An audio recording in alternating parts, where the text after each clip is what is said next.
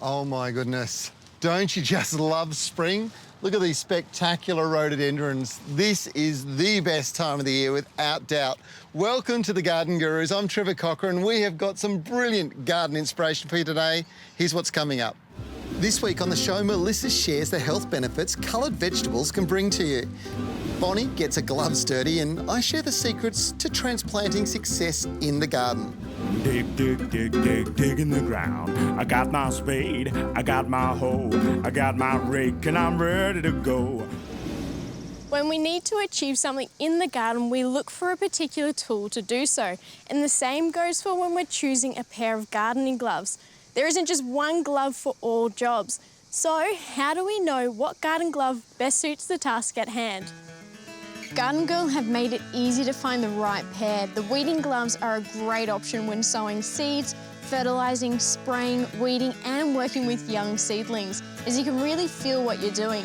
They are waterproof and the underside coating is made of nitrile, which protects your hands from any sprays, chemicals and fertilisers. When gardening in cooler weather, it's nice to have a warm, comfortable pair of gloves to stop your fingertips from going blue. These thermal gloves make gardening in winter a lot more enjoyable. They have a nice thick lining, they're waterproof and a non-slip grip. So when you lift heavy pots, use stones or mulch, it's a lot easier. General purpose gardening gloves are great when tackling heavier tasks. Some have an inbuilt protective cuff which shields your wrists, and the leather gloves are made from goat skin. They are extremely soft, supple and strong.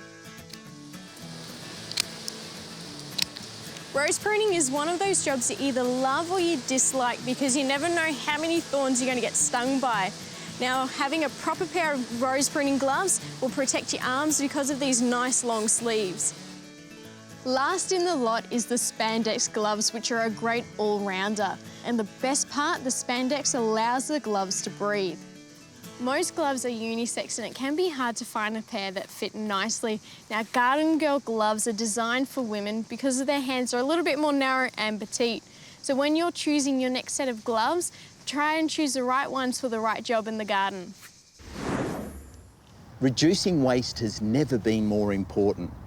And recycling is a wonderful way of dealing with food and organic waste that's disposed of on a regular basis. Organic materials like food scraps, lawn clippings and shredded paper can all be placed into a bin or compost pile where they break down naturally and the nutrients are returned to the surrounding soils. And just like recycling, it helps the environment. I'm here at the Leadable Community Garden to learn how they sustain a magnificent garden like this one. And the key ingredient is this fantastic stuff. Felicity, this beautiful community garden, it's been a part of your life for around a decade now? That's right. It's a good 10 years. When I first came here, there was nothing but sandy soil. And with the compost, we've built it up to be a very productive garden. Absolutely, it's such a sustaining product. You tend to make your compost in layers, don't you? Layers of various products. Yes, it's like making a huge cake which has got layers in it. So we start off with our beautiful greens. Next over here we've got animal manure. What sort of animal manures do you use in your compost? You've got a mix of cow and sheep there.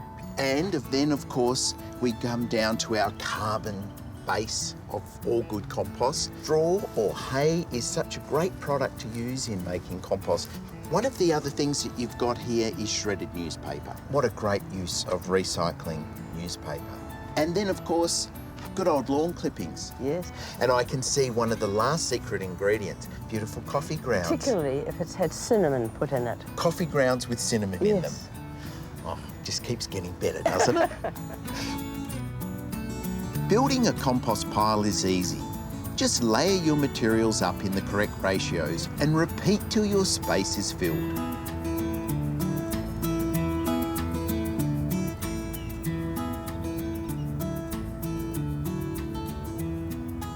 So Felicity, in 6 months' time, we remove the cover, the weed mat. Wow. Look what we've got. Beautiful black soil. Now, you haven't turned this compost, you've just let it be, kept it moist. I find that the best way to make compost, the simplest, the easiest, and the most rewarding. And you know who does all the work? Earthworms. What a beautiful, beautiful product it is. Pure gold, smells delicious, almost good enough to eat. Almost. Most magnolias originate from Asia and America, and you have two main forms. You've got evergreens and deciduous varieties like this one, and they come in many different shapes and sizes. So you have some small growing shrubs to large trees like this one. So for more fun and great gardening advice, stick with us after the break. Here's a quick health tip. If your garden beds are full of germinating weed seeds, don't get the spray out, get the hoe out. This is a 3-prong cultivator, and a vigorous turning over of the topsoil will bury the weeds under the soil, turning them into fertiliser for plant roots. And it's going to stop them competing with your favourite plants and causing you back-breaking work later on. Now, if you haven't got time to get out and weed the garden, but you've got time to have a gym membership, you might want to know this. You know, an hour of vigorous hoeing out in the garden is going to burn well over 1,000 calories. This is a terrific way to up your aerobic activity and keep yourself fit. If you want the garden to look great and reduce weeding later on, remember, getting outdoors and grabbing a hoe has never been so much fun.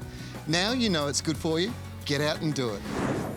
The building and renovating boom has been huge. Nearly every street you go down has got a property with some work going on, and I love it. It's great for business, it's great for the economy, and it's also an excellent opportunity to create an energy-efficient home.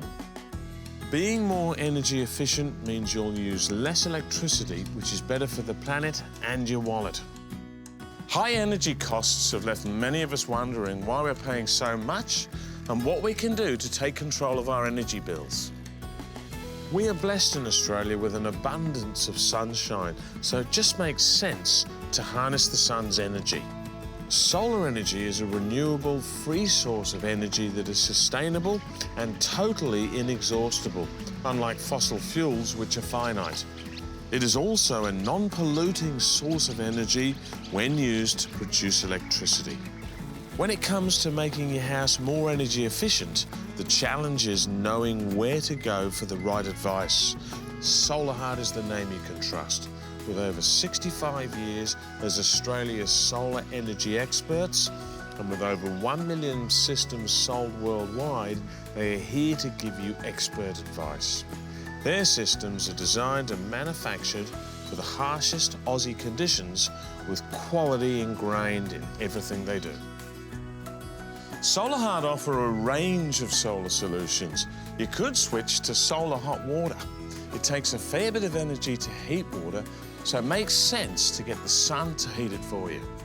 Or what about solar power? Generating your own clean energy from the sun can help you use less energy from the grid. Or consider battery storage.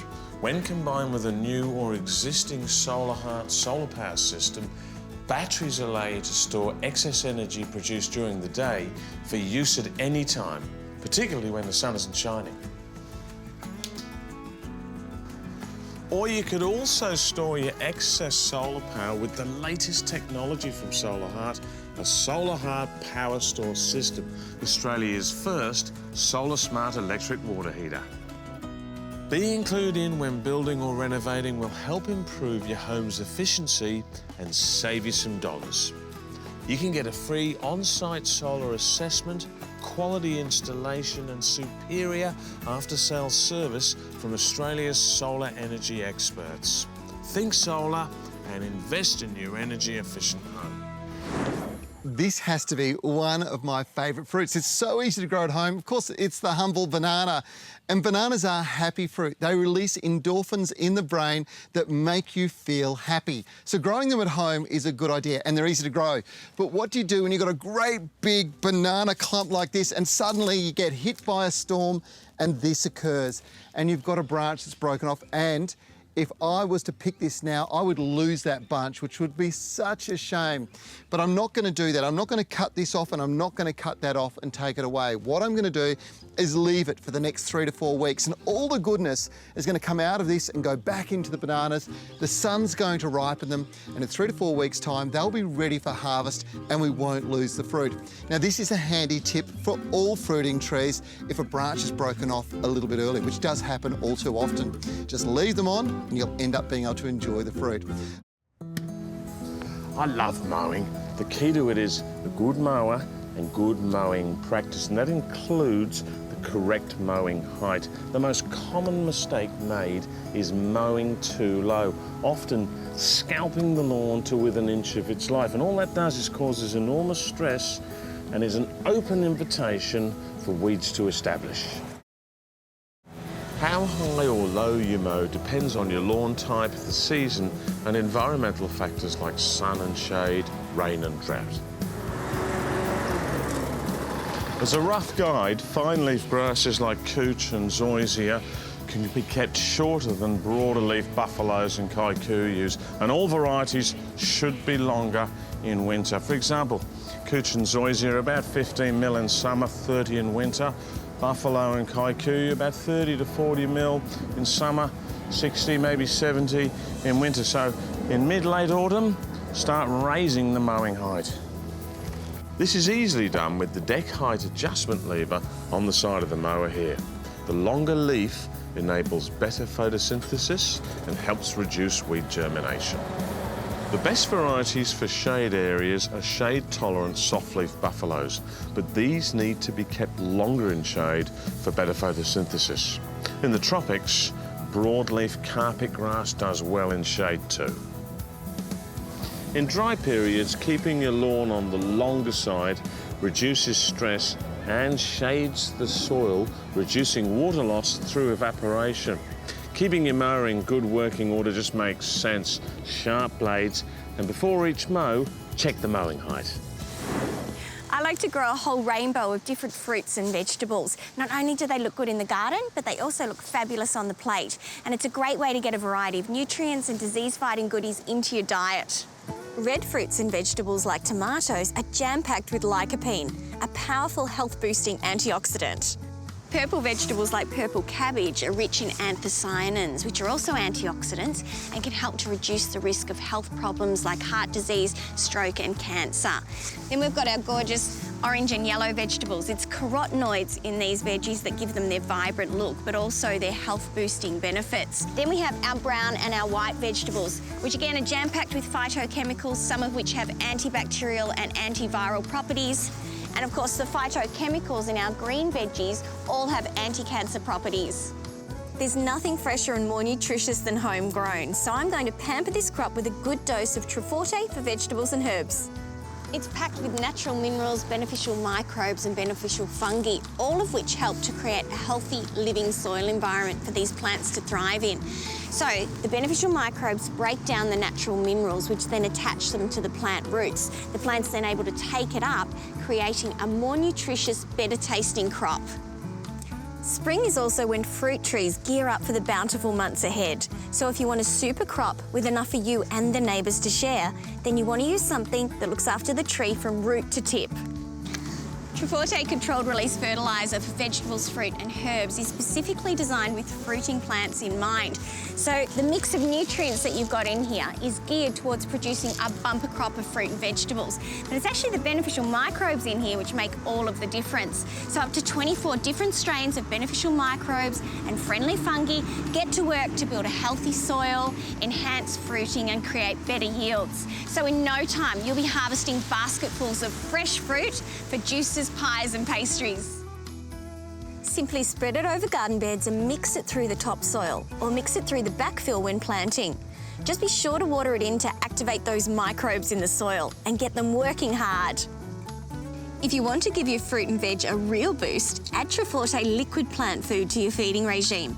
Use it in conjunction with the granular foods and you'll see amazing results. It feeds the microbes, feeds the soil, and then feeds the plant. And unlike any liquid food, it lasts up to 3 months. If you're getting stuck into some spring planting and you're looking for an easy way to feed your plants and nourish your soils, then keep an eye out for Treforte plant tablets. You quite simply put the required number of tablets in the planting hole, water it in and watch your plants take off. So it looks like it's set to be a bumper harvest. When you see bulbs burst into bloom, you know that spring is in the air. I'm a fan of the set and forget bulbs, so like the daffodils and jonquils that multiply year after year and form a carpet of colour like this. So for more great spring gardening inspiration, join us after the break on The Garden Gurus. Roses should have been pruned all over Australia by now, but if you haven't pruned yours, don't worry. You can still do it now. They just need a good trim.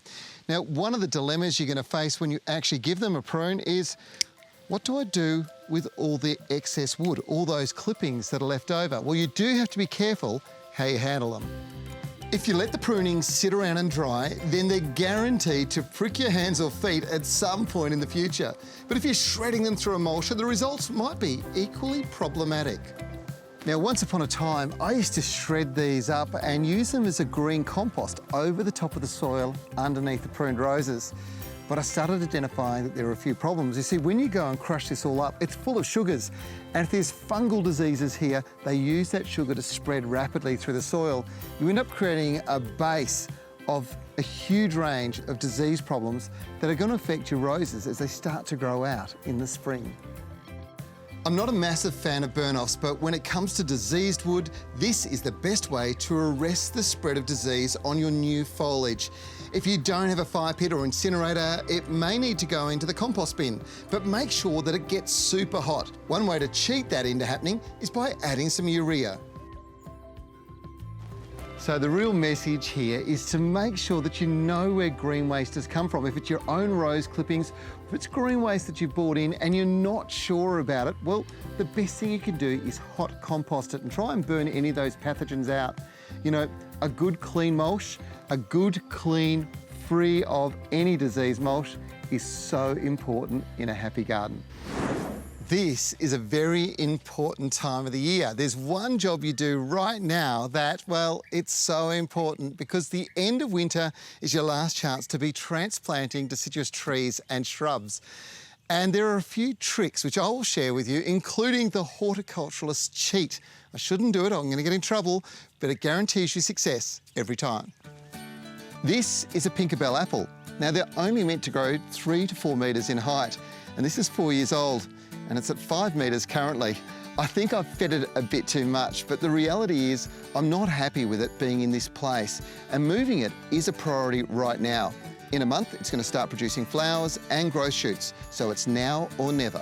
Now, my primary objective in pruning this tree is to remove 30 to 50%, in fact, at least 50% of the wood in shaping the tree up. But there's another really important reason, and that's when we dig the tree out, I'm going to take 50% of the root system away. Those roots feed the shoots. If there's too many branches, the tree's not going to grow away. There's going to be a lot of dead wood sitting in the tree. So by pruning it now, it's going to get it right for later on. This is a very important tip. The goal when pruning the apple is to create a shape, and they have a naturally occurring columnar shape, very upright. But this doesn't make picking apples easy. So I'm taking the heart of this tree out and pruning the required branches to an outward leading bud. Now, this should train the tree to stretch outwards, making the picking process easier in the future. I'm also leaving a number of leader new branches in place. Now, this is because this apple variety is very different to the others in that it fruits from first-year wood, the newest growth from the previous year, where most other varieties fruit from older wood. The digging process is next. Now, these trees have a shallow root system that extends outwards. So digging a metre out from the trunk in a circle will remove at least 50% of the root system. The soil is sandy in this part of the garden, so it does make digging a bit easier. All right, well, this is the next stage, the most important stage, and it's planting the tree in its new home. Now, we've got all the shape right and everything else, but there is a trick that horticulturalists use to guarantee that transplants will take, and it's all about stimulating new root growth, fine feeder roots really, really quickly. And the way we do it, we use seaweed. Now, seaweed's full of all sorts of beneficial, well, sea minerals, but most importantly, plant amino acids, and they stimulate the root growth we need. But not all seaweeds are the same. Sea salt is loved and trusted by gardeners everywhere. Its many benefits are quite incredible. Most importantly here, soaking the root system whilst bare is vitally important. As the tree is being planted into the new hole, I'm adding a wheelbarrow of the soil from where it came. The tree is then secured with a large stake and the soil around the roots soaked in a sea salt solution again. Well, there you go. An apple tree in the right spot in the garden. The good news is you can transplant any deciduous tree or shrub this time of the year. Now is the time to do it. Make sure you've got a sharp spade. Give it a good prune. The secateurs have to be nice and sharp. And most importantly, don't forget the sea salt. Well, how fantastic is spring in the garden this time of the year? Where I live, it's still pretty cool, so a lot of plants that would normally have popped into flower still haven't, like this plum. But that's the exciting thing. There's so much good stuff to come, including the Garden Gurus next week when we'll be back. If you want any information from today's show, download a fact sheet or see a video or maybe check out some of the articles from some of our magazine archives. All you have to do is visit our website. And if you've got a question, become a friend on Facebook. We love answering your questions. I'm Trevor Cochrane. We'll see you next week for the Garden Gurus.